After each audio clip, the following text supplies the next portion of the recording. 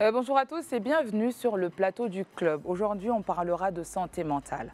On parlera de ce mal qui fait tant de ravages, qui dans notre société est très souvent mal perçu ou du moins pas suffisamment considéré, car en face de nous, on se rend compte qu'il y a énormément de personnes qui partent parce qu'elles n'ont pas d'épaules sur lesquelles se reposer. Aujourd'hui, à nos côtés, on aura un spécialiste, mais aussi une personne très spéciale qui sera là pour partager son histoire. Et ça se passe après le générique.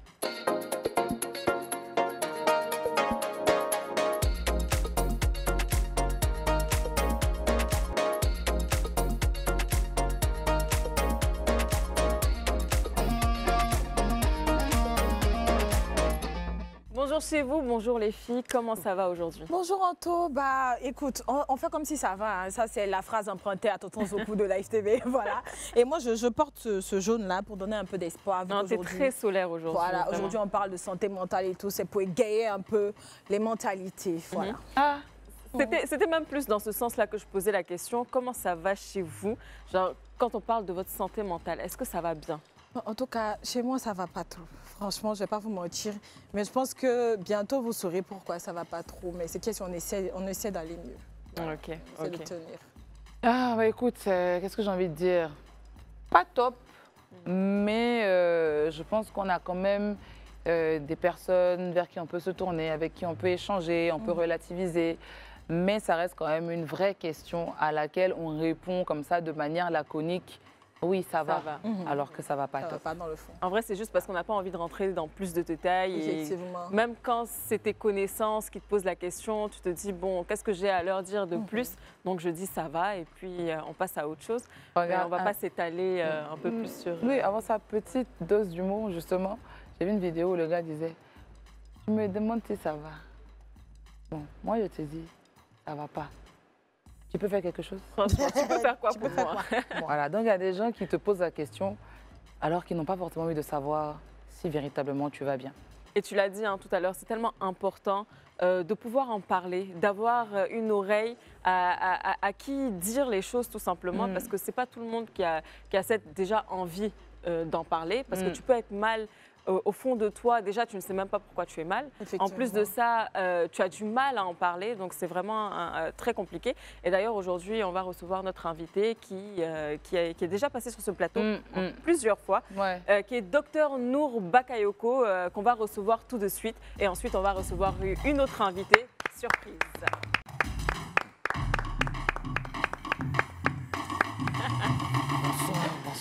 Bonsoir, docteur Nour. Monsieur Nour. Franchement, je ne sais pas si tu es encore à présenter. Non, on va s'arrêter là parce que plus de 6 fois ou même voir combien de fois? Non, c'est notre psychologue. Voilà, c'est fini, vous le connaissez maintenant. Ceux qui ne connaissent pas, allez-y sur YouTube, regardez les vidéos avec Dr Nour et puis vous allez savoir qui est ce monsieur qui est aujourd'hui sur notre plateau.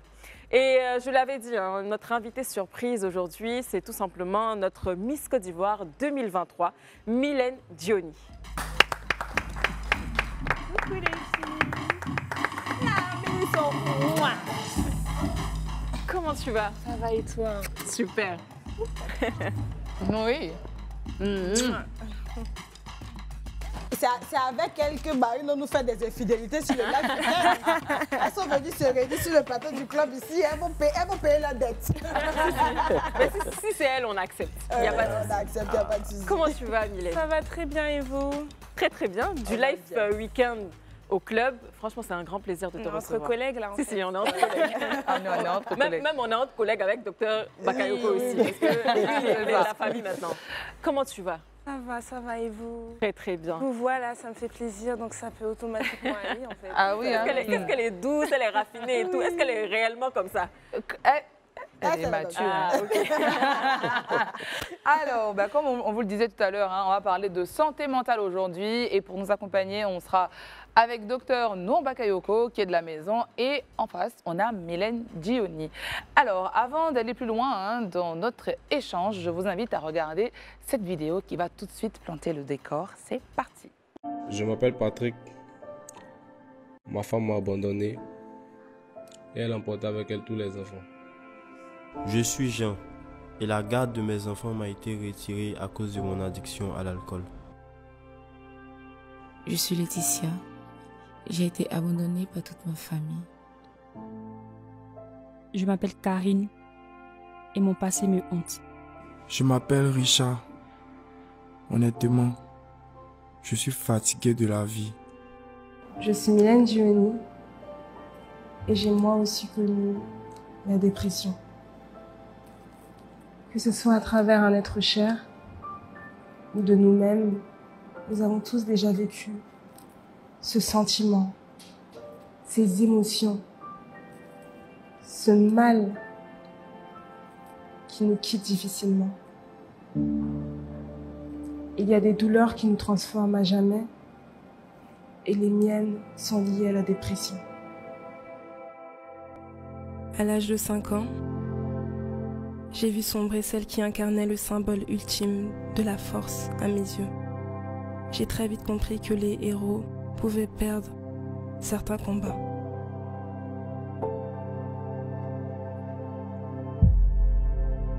Ceux qui les rongent de l'intérieur, ces luttes qu'ils mènent tout seuls. À qui s'en remettre? Où trouver le refuge lorsque notre rempart s'écoule? À ma place, vous vous seriez certainement posé la question. De mes yeux d'enfant, je vis mon monde s'effondrer. Un monde à l'envers, au sein duquel je ne pouvais couler des larmes, car il fallait sécher celles d'une adulte, de qui je me suis très vite sentie responsable. Maman, j'ai besoin de toi. Maman, qu'est-ce qui ne va pas? L'enfant que j'étais ne cessait de frapper à une porte qui semblait hermétiquement fermée. Lorsque j'ai trouvé des réponses, la flamme s'était éteinte. Maman s'en était allée, laissant derrière elle un vide énorme. La dépression ne fait pas que vous briser. Ces ondes irradient tous ceux qui vous entourent. Nous l'avons tous vécu d'une manière ou d'une autre. Un jour, je me suis pardonnée.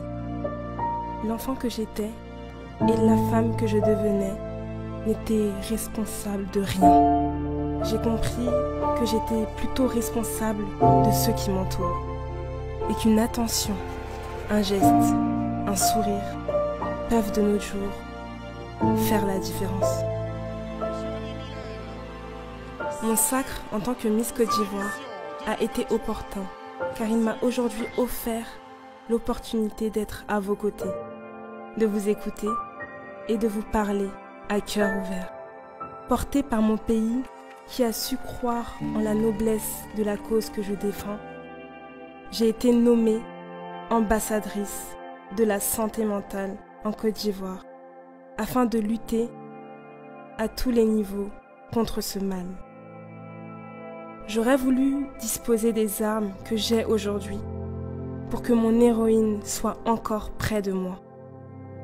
Mais être aujourd'hui à vos côtés, auprès des personnes qui ont le plus besoin, est pour moi une revanche sur ce mal, hier dévasté, mais plus forte aujourd'hui.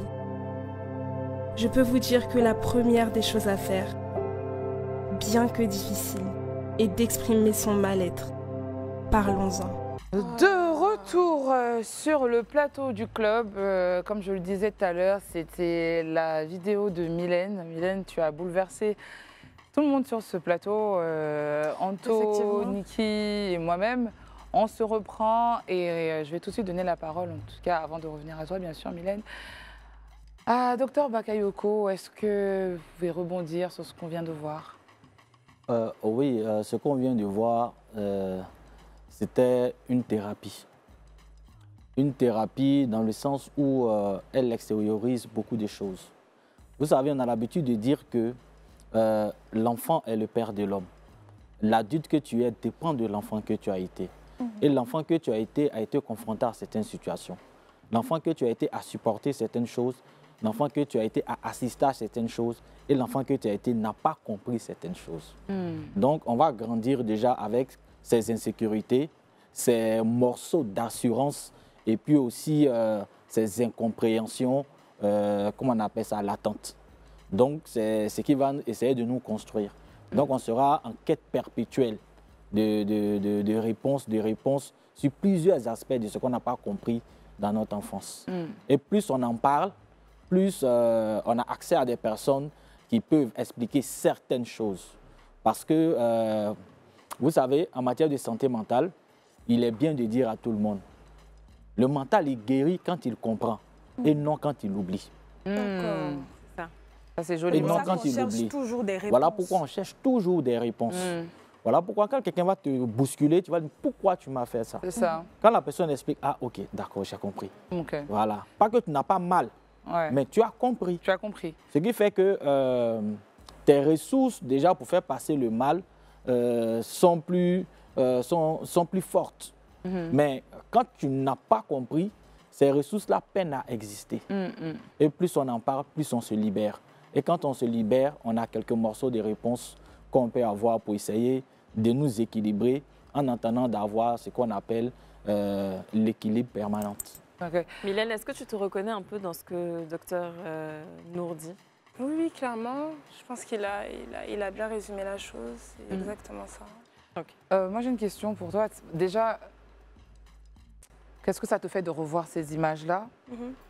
Aujourd'hui, ce n'est pas la première fois que tu parles, en tout cas, de dépression, donc de santé mentale. Et dans cette vidéo, il y a différents points qui sont abordés. On a quelqu'un qui souffre de l'abandon, il y a la blessure de l'abandon. On a une personne qui dit qu'elle est fatiguée de vivre. Et là, aujourd'hui, sur ce plateau, on a Mylène, qui est cette ambassadrice là, de la santé mentale en Côte d'Ivoire. Qu'est-ce que ça te fait déjà de revoir ça? Ce que ça me fait quand je revois cette vidéo, je suis fière. Je suis fière et puis ça me ramène un peu dans la genèse du fait que j'ai eu à raconter cette histoire-là. Parce qu'en fait, je ne me suis pas levée comme ça pour dire que je veux faire Miss Côte d'Ivoire. Je me suis levée parce que je me suis dit, pendant 1 an, tu vas être la vitrine de tout un pays, mais qu'est-ce que tu vas apporter, mis à part ta beauté? Et c'est là que je me suis dit, mais la santé mentale, parce que moi aussi je suis passée par là, j'ai perdu ma maman, mais je suis passée aussi par là et je pense que nous passons tous par des périodes un peu difficiles. Un peu difficiles, exactement.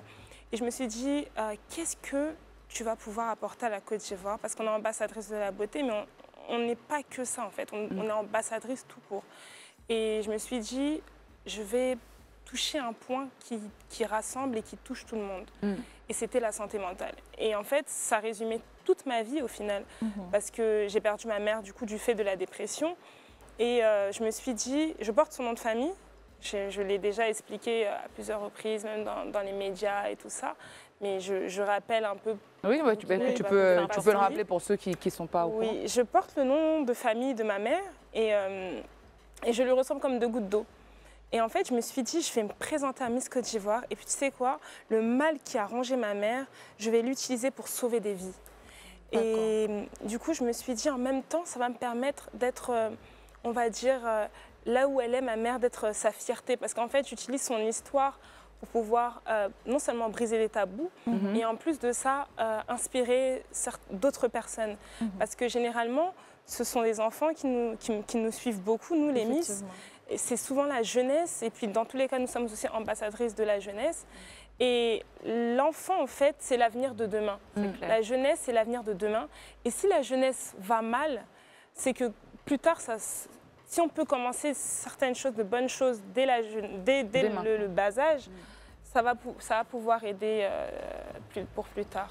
Pour plus tard. Sur ce plateau, est-ce que, Niki et Anto, vous avez des proches, en tout cas, qui... souffre de dépression, ou est-ce que vous-même, vous êtes déjà passé par là? Moi, je l'ai dit, il y a plusieurs saisons sur ce plateau-là. J'ai souffert de dépression dans mon adolescence et tout. J'ai fait même 2 tentatives de suicide et tout. Et franchement, je sais ce que c'est. Le fait de déprimer, je sais ce que c'est, le fait d'être incompris, le fait de ne pas pouvoir expliquer son mal-être. Parce que je rejoins un peu le gars dans ta vidéo qui disait qu'il en avait marre de vivre, parce que c'est ce que moi je ressentais, j'en avais marre de vivre et tout. Et je n'arrivais pas à expliquer moi-même, à mettre des mots sur ce que je ressentais. Donc je comprends parfaitement tout ce qui englobe cette histoire de santé mentale, parce que moi-même, je l'ai vécu et j'ai des personnes aussi dans mon entourage qui ont dû faire face à ça. Et franchement, c'est pas facile. Moi, je trouve quand même que ça reste un sujet silencieux. On n'en parle pas assez et bon, du peu de personnes que je connais, je ne sais pas si réellement quelqu'un ait vécu cette situation ou soit passé par la dépression. Moi, par exemple, je sais que je suis mal. Est-ce que j'étais vraiment en dépression ? Je ne sais pas, je ne pourrais pas réellement me prononcer là-dessus. Poser un diagnostic. Voilà, donc sinon je pense que tout le monde passe par cette étape comme Mylène l'a dit. Donc oui, forcément, on est très mal. Mais est-ce que c'est la dépression? Je ne saurais pas Je ne saurais dire. Mylène, moi j'ai une question pour toi. À quel moment, lorsque tu étais enfant, tu t'es rendu compte justement qu'il y avait un problème, que tu étais en face d'une adulte en tout cas qui souffrait dans sa tête? À quel moment toi aussi tu as eu à passer par le cap de la dépression? On revient à ton enfance quand même. Donc déjà, concernant mon enfance et ma maman, moi j'avais 5 ans quand elle est partie, j'allais sur mes 6 ans, mais j'étais mature très tôt. D'accord. Parce qu'en fait, moi, ma maman, elle me considérait, parce que j'étais avec mes sœurs aussi, ma maman, elle nous considérait comme ses meilleures amies. Ma mère n'avait pas d'amis, c'était nous. J'avais 6 ans, mon autre sœur, elle en avait 9. Et j'avais ma sœur qui était un peu plus âgée, mais qui ne vivait pas avec nous. Donc on était deux enfants avec ma maman. Et en fait, elle nous expliquait tout. Elle nous cachait rien. La nuit, le soir, quand elle venait nous mettre au lit, parce que c'était une maman... Tout à l'heure, tu as dit que j'étais douce. C'est d'elle que j'ai hérité ce comportement, on va dire ça plutôt. Et en fait, ma maman ne nous cachait rien. Elle pleurait dans mes bras. Elle m'expliquait ce qui n'allait pas. Et puis moi, avec mes mots d'enfant, en fait, j'essayais de la réconforter comme je pouvais. Et c'est fou, mais tout, je n'avais que 5 ans, mais je me souviens de tout. Et je me souviens de tout ce que je lui disais. Je me souviens vraiment, des fois on me dit, mais Mylène, comment ça se fait que tu te souviens de... Mais j'ai l'impression que les choses qui nous marquent, en fait, ça reste... Oui, on les oublie pas. Exactement. Donc j'étais plutôt cette oreille pour ma mère, mais je pense que comme j'étais aussi... nos parents, j'étais petite, donc peut-être que je m'en suis voulu pendant longtemps de me dire que... Mais pourtant je dis ça à ma maman, je la prenais dans mes bras, je séchais ses larmes, mais elle est quand même partie. Je m'en suis voulu. Je m'en suis voulu et je lui en ai voulu à elle aussi. Mais après, comme je disais dans la vidéo tantôt, j'ai fini avec le temps par lui pardonner et me pardonner à moi-même et de me dire que ce n'est pas de ma faute, j'étais tout simplement une enfant en fait. Je l'entendais pleurer, elle a fait avant de partir, elle a fait aussi des tentatives de suicide. Elle a sombré dans tout plein de choses et j'étais plutôt l'adulte de la maison en fait. Et après, me concernant moi, je suis passée aussi par ça, mais je préfère pas forcément rentrer dans les détails de moi, ma dépression, parce qu'aujourd'hui, je suis une personnalité publique et je préfère me protéger dans le sens, je peux parler, mais pas rentrer dans la profondeur. Je veux parler de l'histoire de ma maman, parce qu'aujourd'hui, c'est ce qui a permis en fait qu'on puisse me nommer en tant qu'ambassadrice de la santé mentale. Mais au début, je voulais parler de moi, mon histoire, mais je me suis dit, est-ce qu'on ne va pas prendre certaines choses que je vais raconter? Ça va se retourner contre moi. Exactement. Donc, je préfère prendre l'histoire de ma maman, en fait. D'accord. Docteur Bakayoko, qu'est-ce que vous ressentez, en tout cas votre lecture de spécialiste par rapport à l'histoire de Mylène? Ma vraie question, c'est à quel moment on passe de la dépression à cet acte fatal qui est le... Déjà, il faut dire que quand on parle de... dans notre domaine, on ne parle pas de cause. D'accord. Okay. On parle de facteurs. Très bien. On parle de facteurs, on ne parle pas de cause. Pourquoi on ne parle pas de cause? Parce qu'en réalité, l'élément déclencheur est la résultante de tout un armada de frustration intérieure. Parce que souvent, on voit des gens dire que à cause de ça, là, il s'est... En réalité, ça n'a été que l'élément déclencheur. l'élément déclencheur. Je vous donne un autre exemple assez banal pour que même le téléspectateur lambda même puisse comprendre. C'est-à-dire que la personne, il marche seul dans sa maison. Son petit orteil cogne le coin de la table. L'opinion publique dit quoi? Aïe. Ça arrive à tout le monde. Je ne comprends pas. Alors que la personne, non seulement il y a la solitude, la personne n'a pas été comprise pendant combien d'années. La personne parle, on ne fait pas attention à ses souffrances. C'est-à-dire la personne parle, on la juge tout le temps. Donc la personne se sent seule, la personne va s'isoler, la personne est dans la maison, la personne cherche des réponses. La personne même s'en veut même de vouloir vivre. Ça veut dire que la vie est une prison pour la personne. C'est ça. Et puis bon, supposons que la personne se lève, la personne va aller se laver. Et puis son petit orteil cogne au coin de la table. On ne m'entend pas, on ne m'écoute pas, on ne me considère pas. Voilà, je suis seul dans la maison aussi. Même il va aller me laver là, même la table. Puis on va venir cogner. Tout le monde est contre moi. C'est l'élément de trop. Ça, c'est l'élément de trop. C'est une accumulation de choses. Justement, c'est une accumulation de choses. Il faut comprendre aux gens que on ne dit pas non, c'est à cause de ça. En réalité, ce sont des facteurs. Voilà pourquoi on ne préfère pas parler de cause. Parce qu'on ne sait pas c'est quel élément qui a créé beaucoup de choses. Tout à l'heure, vous avez parlé de la dépression. Mais là, je reviens un peu derrière. Il y a un élément que les gens ne voient pas. Vous savez, il y a ce qu'on appelle la dépression du nourrisson. D'accord. Le nourrisson fait de la dépression. Et quand l'enfant va grandir, vous savez, la séparation brutale d'avec la mère, à partir de 6 mois, vous séparez un enfant de façon brutale avec sa mère, il risque de faire une dépression qu'on appelle une dépression anaclytique. Ça veut dire qu'il va commencer à pleurer tout le temps, il ne va pas vouloir qu'on le touche, il va devenir nerveux, son visage sera pâle, il y a beaucoup de choses qui vont rentrer en ligne de compte. Et maintenant, imaginez l'enfant en construction à 5 ans. L'enfant en construction. Donc déjà, elle, dans son cas, vous allez voir qu'il y a eu ce qu'on appelle parentification. Oui. On l'a parentifié. Effectivement. Donc du coup, elle a déjà commencé, elle a porté le poids qui n'était pas de son âge. Parce que je voulais demander même si c'était sain pour un enfant de prendre les responsabilités d'un adulte et de conseiller même ses parents.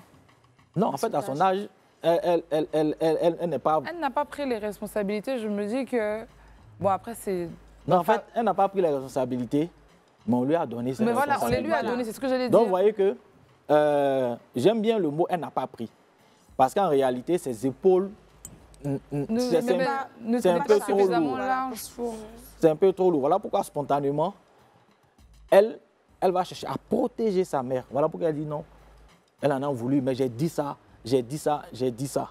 Donc, on va mettre l'enfant dans un état où il a des poids, des remords et des regrets qui, en réalité, ne sont pas foncièrement liés à son âge. Oui, complètement. C'est-à-dire des attributs parentaux à un enfant qui n'en a pas les moyens. Oui, bien sûr. Donc, il y a déjà ce volet-là. Donc, elle grandit avec déjà cette vision, cette manière de voir les choses et tout. L'étape de la dépression au suicide, il faut dire que déjà, à la base, on a ce qu'on appelle les troubles du comportement suicidaire. C'est une pathologie à part entière qui n'a rien à voir avec la dépression. Et quels sont ces troubles? Quoique, c'est ce que j'explique. C'est-à-dire que quoique dans la dépression, il y a les pensées suicidaires. Mais quand on parle de comportement suicidaire, il y a plusieurs éléments. On peut avoir l'automutilation, on peut avoir des idées suicidaires, même des pensées suicidaires. On peut avoir aussi des comportements suicidaires en tant que tels. C'est-à-dire que souvent, la personne veut se donner la mort, mais la personne ne veut pas avoir sa propre mort sur sa conscience. Ah, ça. Donc, vous voyez que la personne peut avoir des comportements d'automutilation. Voilà, peut-être susciter d'autres choses, voilà, pour pouvoir partir. Comme ça, on dit, non, je ne suis pas parti déjà de mon fait. Donc, il y a déjà ce petit côté-là. Mais une personne dépressive, quand la dépression s'aggrave, voilà, peut commencer à avoir des pensées suicidaires, etc. Donc il y a un élément pendant sa crise dépressive là, il y a un élément qui va être le déclencheur en fait du passage à l'acte. Waouh, d'accord. Dans ce que vous avez dit tout à l'heure, c'est ce comportement d'automutilation. Pourquoi, lorsqu'on est en pleine dépression, hein, on est dans cet état, on a notre exutoire ou bien notre manière de nous soigner ou pour que ce soit moins difficile pour nous, c'est se faire du mal à nous-mêmes. Donc, parce que s'automutiler, c'est la personne se voit son sang couler, c'est de la satisfaction qu'on ressent à ce moment-là. On est soulagé. Pour des personnes, par exemple, qui se rasent la tête parce qu'elles ne sont pas bien, pourquoi est-ce qu'on en arrive à s'en prendre à nous-mêmes? D'accord. Dans le fond, la personne ne voit pas les choses comme ça. OK. La personne ne voit pas les choses comme ça. Effectivement. Et ça m'amène à dire quelque chose de fondamental. C'est que, généralement, quand les personnes ont une charge mentale, des personnes souffrent, ou bien c'est difficile déjà pour ces personnes-là, ce qu'on trouve à leur dire, il faut supporter. Ça va aller. Ou bien non, c'est pas grave, il faut essayer de faire avec, ça va aller. À cause de ça, là, tu vas faire ci. À cause de ça, non, il faut supporter. Donc, on lui dénie ses propres souffrances. Ouais. Alors que la charge mentale que la personne ressent, je vous assure que c'est plus lourd que 200, 300 kilos. Bien sûr, bien sûr. Comprenez? Puis on dit à la personne de supporter. Voilà, sa vie, ce n'est pas le Barça. Vous savez que, arrivé à un moment donné, quand la personne a trop accumulé, il y a la goutte d'eau qui fait déjà déborder le vase. Donc, comment ça va se passer? Vous savez que c'est tellement lourd que la personne préfère prendre une lame pour se déchirer, ressentir la douleur physique pour atténuer la charge mentale. Waouh! Ou bien même se mettre dans un état pour dormir, pour ne plus avoir à penser à quoi que ce soit. À penser à ça. Ça a été mon cas. Justement. Or là, quand c'est comme ça, on tente d'oublier. Or, je vous ai dit que le mental est guéri quand il comprend. C'est vrai. Et chaque fois, quand le mal est intérieur, chaque fois que tu tentes de l'oublier, il revient encore plus fort. C'est vrai. Tu cherches toujours un moyen justement d'atténuer ce... Or, quand on le comprend, on arrive à le dompter. Il y a cet élément-là qu'il faut quand même prendre en compte. Parce que l'automutilation, c'est pour atténuer, la charge mentale. La charge mentale. Mylène, par rapport à ce que le docteur nous vient de dire, est-ce que tu te reconnais justement dans tous ces comportements qui nous emmènent, ou du moins ces comportements-là qui sont des signes annonciateurs que mentalement, on ne va pas bien? Bah déjà, il y a le fait de... Comme on est en train de dire, de fuir en fait, au lieu d'essayer de chercher à comprendre, on essaie de fuir ce qu'on est en train de vivre, on essaie d'oublier, comme elle a dit, dormir. Tu te dis que quand tu dors, tu oublies complètement tes problèmes. Il y a aussi l'alcool aussi, quand tu vas boire. Tu te dis que tu as oublié, tu oublies pendant un temps, mais au final, ça revient. Il y a le fait aussi de, quand tu dis ce qui ne va pas aussi, tu as l'entourage qui est là, en fait, à chaque fois. « Ah, mais c'est à cause de ça que tu pleures ?» Ou « Mais il y a pire », surtout la phrase même qui tue, c'est « il y a pire ».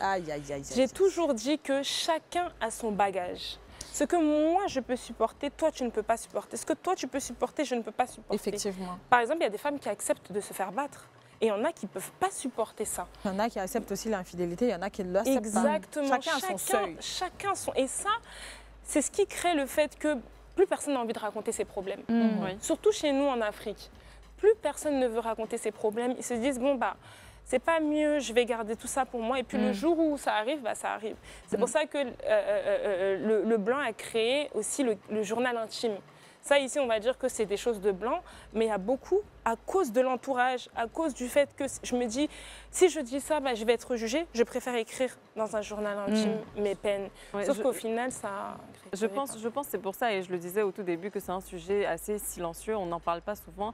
Peu de personnes ont envie de raconter en fait ce qui se passe à l'intérieur d'eux, tout simplement parce que soit ils sont jugés, comme vous l'avez dit, soit tout simplement, comme elle le dit, on te dit toujours il y a pire, non mais ça va, c'est pas pour ça que tu vas pleurer, alors que toi, profondément, ça t'attriste, ça te fait mal, tu ne sais pas comment remonter et tu n'as personne à qui en parler. Donc au bout d'un moment, tu te renfermes et c'est là que commence toute cette dépression. Et moi, par exemple, pour revenir sur ce que tu as dit, quand j'ai décidé de me présenter à Miss Côte d'Ivoire et comme on doit tout avoir un projet qu'on défend, quand j'ai dit que je vais parler de ma vie, celle de ma maman, on m'a dit mais non, on va te juger, mais non, tu vas pas aller raconter ça sur la place publique. Mais j'ai dit au contraire en fait. Là aujourd'hui, je suis devenue Miss Côte d'Ivoire, peut-être que ces personnes-là vont avoir un espoir en moi de se dire bon bah elle est passée par ci, par ça. Je voulais casser un peu ce mythe, ce truc-là de la Miss parfaite qui a vécu dans un luxe pas possible, qui a eu son père, sa mère. Je voulais que ces jeunes filles qui passent par des moments difficiles ou même ces jeunes hommes qui n'ont pas une vie parfaite puissent trouver espoir en moi en fait. C'est pour ça que j'ai parlé de ma vie sans tabou. J'aurais pu tout simplement dire que j'ai perdu un proche, mais là je suis partie carrément dans la réalité de mon témoignage, de ma vie, de ma maman. Même ma famille était contre le fait que je parle de notre histoire. Mais au final, elles sont fières de moi. Et surtout quand j'ai été nommée ambassadrice de la santé, ça pouvait être qu'une fierté pour elles. Ouais. Est-ce qu'on peut rentrer un peu plus en profondeur dans ton histoire? Mais ça sera juste après la pub. On revient tout à l'heure. De retour de la pub, vous êtes toujours sur le plateau du club et aujourd'hui on parle de santé mentale et nous sommes accompagnés du docteur Nour Bakayoko que vous connaissez assurément. Et à côté, on a bien entendu notre Miss, la Misso, Mylène Diony, qui est là pour parler de son histoire et pour donner un brin d'espoir à ces personnes-là qui l'ont perdu en cours de chemin. On parle de dépression sur ce plateau. Mylène. Alors c'est vrai que tu avais déjà commencé à raconter ton histoire. Moi, je voulais juste savoir, au moment où tu l'as appris, comment ça s'est passé? Parce que tu étais très jeune, 5 ans c'est très jeune. Comment tu le prends et c'est quoi le suivi après? Est-ce que tu as vu un psychologue? Qu'est-ce qui s'est passé par la suite?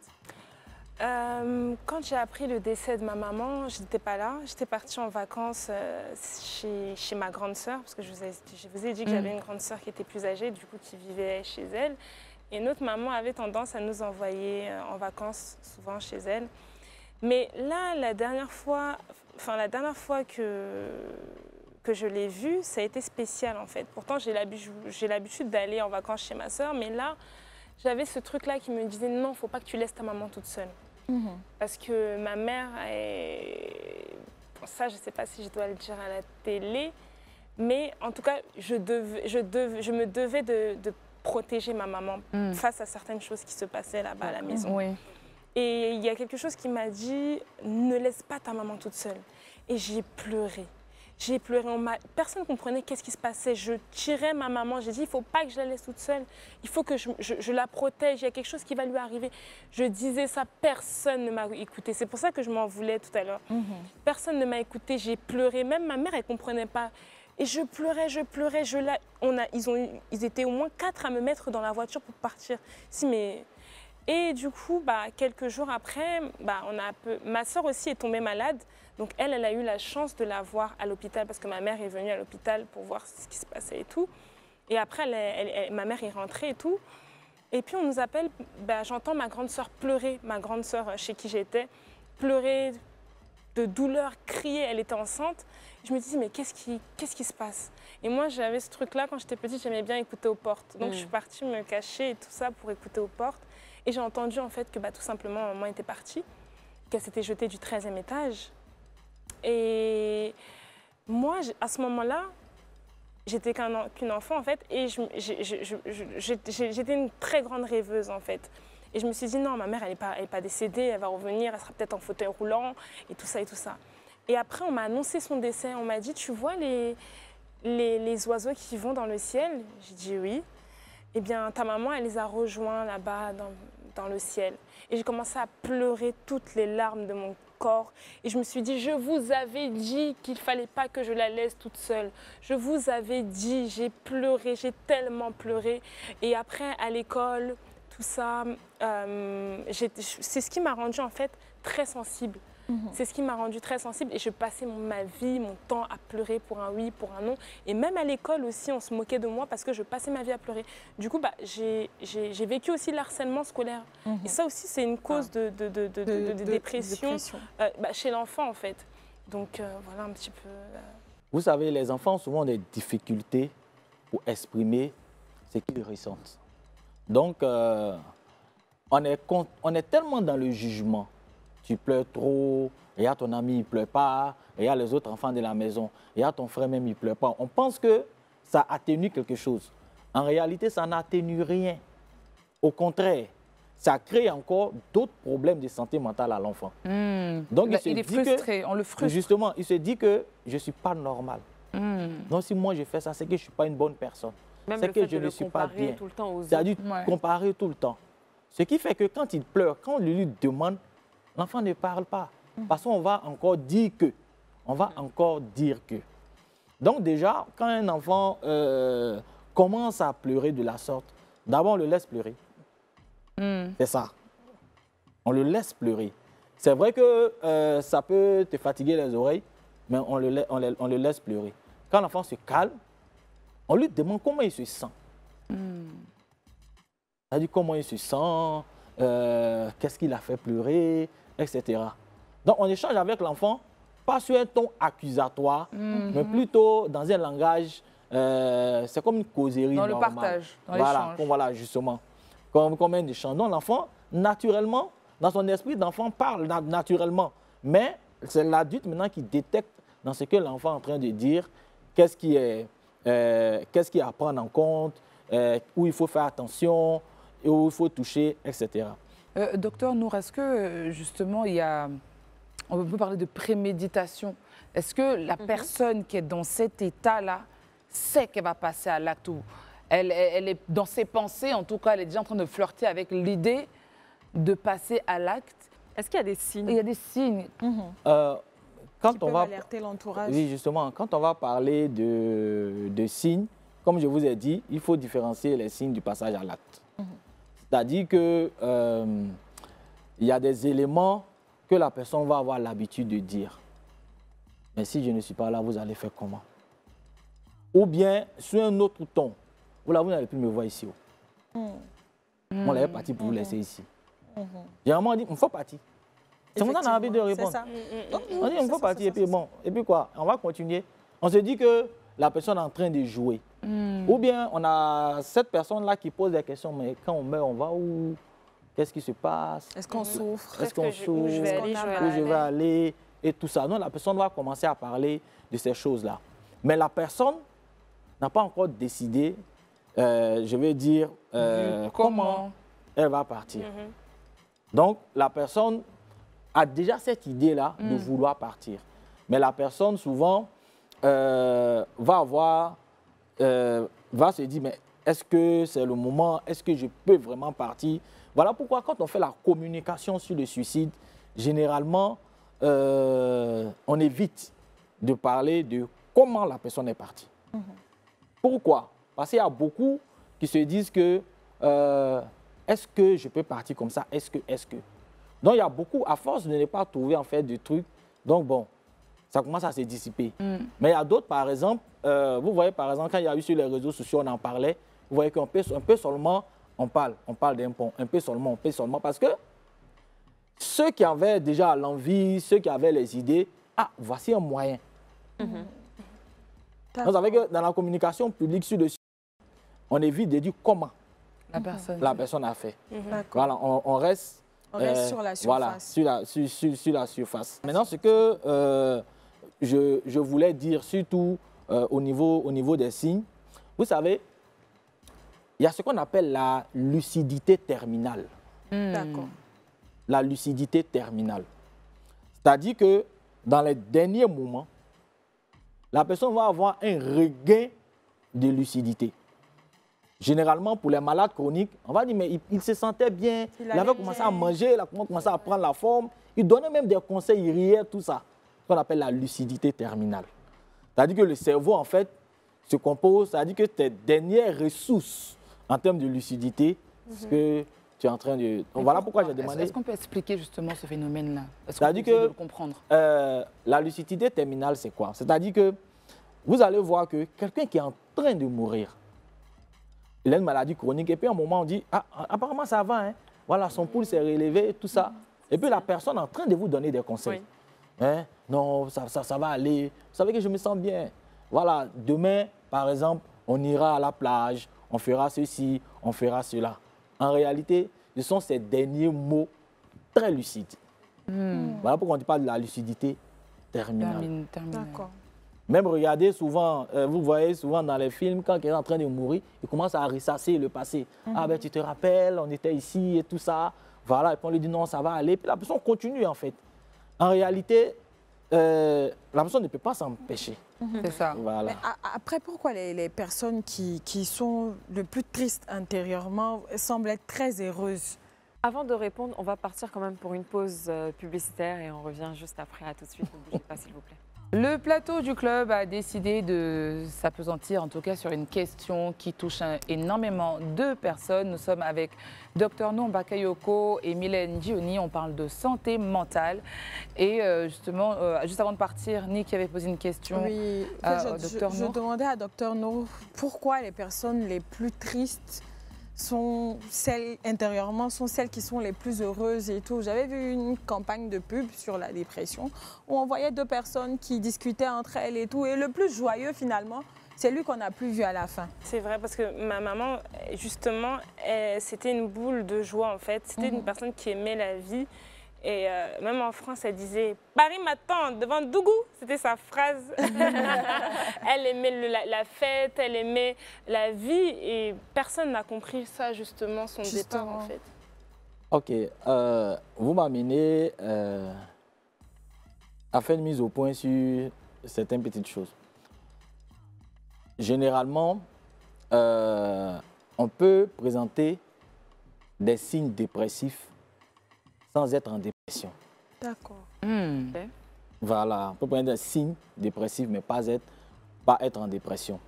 Ou bien souvent, on peut dire j'ai la dépression parce qu'on a remarqué ces symptômes-là, alors que ce n'est pas la dépression. Ça peut être un autre trouble. Par exemple, vous voyez les symptômes du paludisme et les symptômes de la fièvre typhoïde. C'est similaire. C'est similaire, mais ce n'est pas la même maladie. Voilà, donc il y a ça. Et puis aussi, il faut différencier la dépression de l'état du cafard, de l'état du blues, et puis de la déprime. C'est pas pareil. C'est ça. C'est-à-dire la déprime, elle est passagère. Okay. Ça veut dire qu'on a encaissé le choc, hein, ça nous fait mal, on a pleuré 2-3 jours, et puis après on dit bon tiens, voilà, on vit quoi, et puis bon, voilà. On avance. Donc il y a eu acceptation. Dans le blues, souvent on est assis là, on est en train de parler, et puis il y a un qui est déconnecté. Moi, ça passe à sa vie, quand il était petit, c'est qu'il a fait, il sourit seul. Souvent, il y a l'homme qui coule seul. Et puis après, c'est quelqu'un qui dit hop, hop, hop, hop. Et il revient. Et puis on revient. Et puis maintenant, il y a le cafard. C'est-à-dire, souvent, on se réveille le matin, on n'a pas envie de voir quelqu'un, on ne fait pas causer avec quelqu'un. C'est-à-dire, la première personne qui vient, la personne risque de prendre une balle perdue comme ça. Donc, quand j'ai fini de dire ça, je dis qu'au niveau de certaines personnes, il y a ce qu'on appelle la dépression masquée. Il y a ce qu'on appelle aussi la dépression souriante. Donc, vous allez voir qu'il y a des personnes, elles sont tellement enclines à donner des conseils, à accompagner, à s'investir dans le problème, dans les problèmes des autres, à donner de la joie à cette personne-là qui montre tout. Mais c'est parce qu'en réalité, la personne a besoin qu'on lui dise aussi comment tu vas, exactement. Comment tu te sens. Mais la personne ne peut pas venir te dire ça, il faut me demander comment je me sens. Donc la personne fait ça pour espérer avoir ça en retour. Et très souvent, on oublie ce genre de personne. Mais ça ne vient pas. Mais ce qui se passe derrière, c'est que les personnes dont la personne prend soin se disent que la personne est trop forte pour avoir des problèmes. La personne aussi est trop aguerrie pour avoir des problèmes. La personne, derrière la personne en train de souffrir. La personne a juste besoin qu'une seule personne s'intéresse à elle. À son ressenti, à son mal-être. Et comme ça ne vient pas, et vous savez que derrière chaque attente, il y a une souffrance. Oui. Et comme ça ne vient pas, la personne va toujours continuer. Et puis après, à un moment donné, on va dire, ah mais vous êtes joyeux et puis voilà comment ça s'est passé. C'est pourquoi c'est de vraiment prendre beaucoup plus soin des personnes qui sont toujours là pour nous. Ils sont beaucoup investis dans notre truc, etc. Même demander simplement à la personne, aujourd'hui, là, toi, comment tu vas? Comment ça va? Ou bien, viens, on va aller manger un petit truc. Voilà, ou bien fais ci, ou bien fais ça. Vous allez voir que quand tu fais toujours quelque chose pour quelqu'un ou tu lui rends service toujours, mais le jour où la personne va te donner peut-être une pièce même de 100 francs, ça dit que tu as quelque chose en toi, tu dis mais attends, ça te fait tellement plaisir. Là que la chose, les gens vont trouver insignifiant, mais pour toi c'est vraiment trop. Parce que tu connais la situation de la personne, comment la personne fait ça. Et tu vas commencer à ressentir que moi-même j'ai mes vulnérabilités. Et ça t'aide à sortir de cet état-là progressivement. Alors moi j'avais une question. Comment est-ce qu'on peut aider ce type de personnes-là de manière concrète? Comment est-ce qu'on peut le faire pour les emmener justement à sortir de cet état-là, à comprendre le pourquoi, parce que finalement c'est ce pourquoi-là qui nous emmène à nous noyer dans cet état de dépression. Comment on peut les aider? Comment on peut les accompagner? Comment on doit réagir? C'est-à-dire que le type de personnes dont on a parlé tout à l'heure, oui, qui sont en dépression, mais qui sont quand même... Mais déjà, pour les personnes qui sont en dépression, moi, quand on me dit je fais la dépression, là, je relance avec une question. Est-ce que tu as été diagnostiqué ou bien c'est par rapport aux signes, tout ça que tu as vu? Quand la personne me dit c'est par rapport aux signes, par rapport à ce que j'ai vécu, mais maintenant ça va, je me suis... Il y a la personne, il est bien de voir un spécialiste pour évaluer ton état. Parce que c'est vrai, tu peux avoir eu effectivement une dépression. Mais la dépression, souvent, elle est un peu mesquine. Donc tu vas penser que ça va, alors que c'est un état latent. Donc tu vas recevoir un choc à un moment donné. Qui va faire remonter. Qui va faire remonter. Donc quand on fait, je vais dire, une évaluation avec un spécialiste, on sait à quel niveau on est. C'est ça. C'est-à-dire que même les risques suicidaires, on fait une évaluation. C'est ça. Parce que la meilleure manière de savoir que quelqu'un veut se suicider, selon vous, c'est quoi? Je sais pas, aucune idée. En l'écoutant? On lui demande. Ça vous paraît bizarre, mais on lui demande. Ok. On lui demande. On lui demande. C'est-à-dire que la personne est en train de dire, il va mourir. Non, il va faire ci. Vous n'allez plus me voir ici. Oh. Vous n'allez plus me voir. Attends. De toute façon, tu parles, est-ce que tu veux te suicider? Ça va faire écho? On lui demande. Waouh. Parce que souvent, ces mots que la personne dit, ça peut être un appel à l'aide. Effectivement. Ça. Mais comme on ne lui a pas posé la bonne question, la personne ne sait pas comment répondre. La personne répond comment? Bah, tu ne peux pas répondre vu que la question n'a pas été posée. La question n'a pas été posée. Tu restes en tout cas dans ton état de dépression. C'est une question tellement sensible. Justement. C'est ce qu'on dit. On dit que c'est trop sensible, tu ne peux pas demander à quelqu'un, ben, de toute façon tu parles là, est-ce que tu veux te donner la mort, etc. Vous faites prendre conscience à la personne, effectivement, attends, on est en train de comprendre un peu. Que tu es en train de partir vers quelque chose. C'est ce que tu es en train de nous dire. Ça nous inquiète. Pas que ça va décourager la personne, mais au moins, on sait que la personne a ces ressentis-là. Et je me dis aussi, excusez-moi de vous interrompre, lorsque tu poses cette question-là, aussi inconfortable soit-elle, la personne peut se dire « Ah, on me voit ». Enfin, tu as compris. Peut-être que la personne va se dire, finalement, tout ce qu'elle faisait, tous ces appels à l'aide-là, finalement, il y a quelqu'un qui a remarqué qu'il ou elle était en train de partir vers quelque chose. Donc, pour récapituler rapidement, et vous allez continuer, c'est poser la question de manière franche. Oui, poser la question. Le deuxième élément, c'est accorder à cette personne-là notre attention, notre présence, surtout pas de jugement. Pas de jugement. Surtout ça. Et aussi, s'il y a lieu, et c'est ce qui devrait être fait, amener la personne à avoir un spécialiste. Un spécialiste. Voilà, qui va l'aider à s'équilibrer. Et derrière, ce que les proches peuvent faire déjà, c'est d'assurer ce soutien familial, ce soutien social. Voilà. Dire à la personne que vraiment on est là, c'est la famille, on est là pour toi. Voilà, on verbalise, on dit les choses. Et non, ne pas rester dans « Ah, c'est lui, il veut se suicider. » Il a dit quelque chose, tu décides, il va dire « Ah, il m'a atteint mes terres. » Non, il faut être vraiment resté naturel avec cette personne-là et apporter le réconfort qu'il faut. Je dirais beaucoup d'amour aussi. Ouais, Mylène, est-ce que tu te reconnais en tout cas dans ces astuces, si je peux dire ça comme ça, que le docteur vient de nous partager pour accompagner une personne en dépression. Et ma seconde question qui vient juste derrière, c'est finalement toi aujourd'hui, le fait que tu puisses mettre des mots sur ce que tu as vécu, comment tu vas, Mylène? Pour répondre à ta première question, je valide à 100% ce que le professeur a dit. C'est professeur, non? Le mot Nour. Nour. Et en fait, je valide parce que durant mon mandat, en fait, j'ai eu à faire beaucoup de sensibilisation. Et c'est ce mode opératoire que j'ai adopté.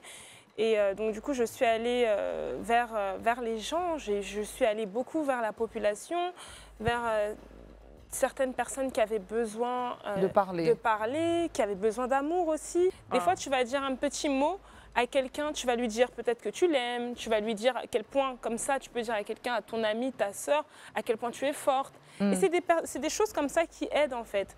Et moi, actuellement, je me sens bien. Je me sens bien parce que je me dis que mon histoire a touché beaucoup de personnes. Donc, ça m'a aidée aussi, moi aussi, de mon côté. Mais après, des mauvais moods, tout le monde peut en avoir. C'est ça. Des moments de tristesse, tout le monde peut en avoir. Mais tout ce qu'il a eu à dire, c'est des choses à adopter dans notre quotidien autour de nous. Et même avec des gens qu'on ne connaît pas. Nour, est-ce qu'on peut rappeler les numéros verts?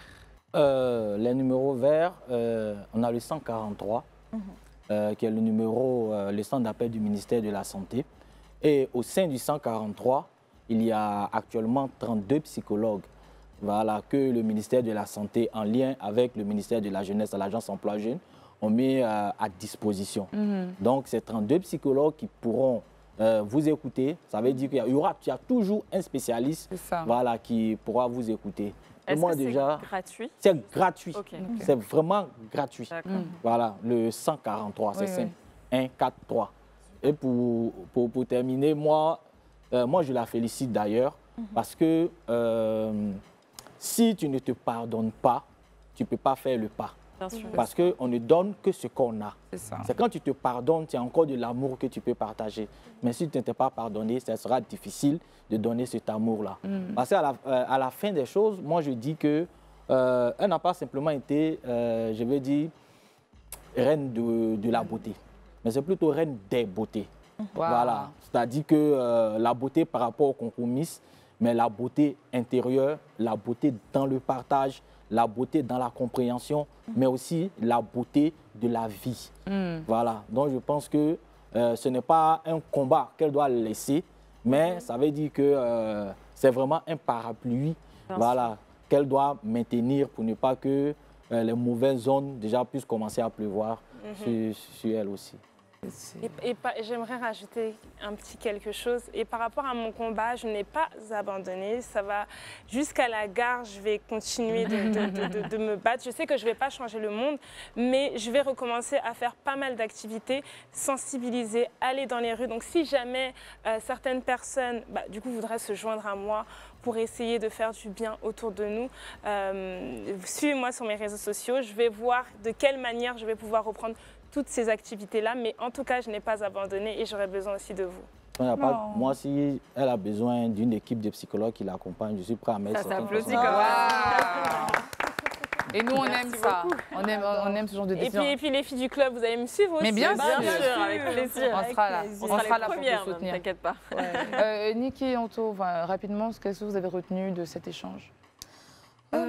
J'ai retenu tout simplement que c'est ce que je pensais, même vu moi-même ma situation avec la dépression, c'est d'être là pour les gens qu'on aime tout simplement, d'être à l'écoute des gens, de pouvoir être une épaule sur laquelle une personne de son entourage pourra se reposer tout simplement parce que écouter, franchement, ça change la vie. Ça change. Merci beaucoup, Niki.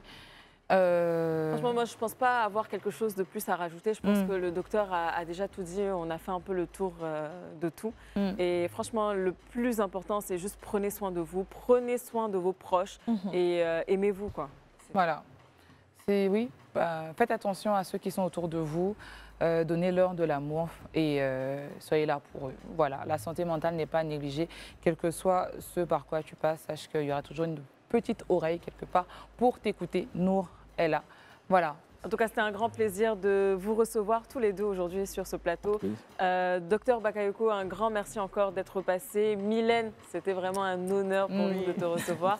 Et puis, nous, on se dit à demain pour un nouveau numéro. Peut-être avec René Mariam, on espère. En tout cas, ma chérie, il faut revenir. Donc, voilà, plein de bisous à vous. Ciao. Bisous. Bye bye.